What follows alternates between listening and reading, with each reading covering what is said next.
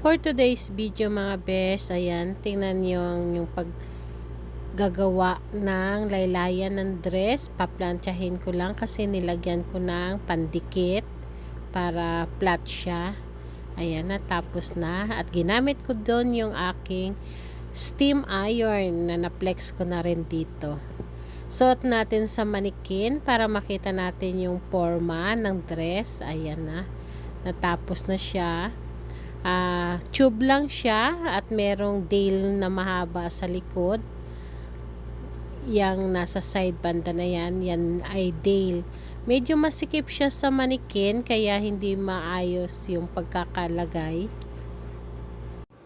Simple lang yung design. Ayan, meron lang siyang bias drape sa dibdib at tube lang siya.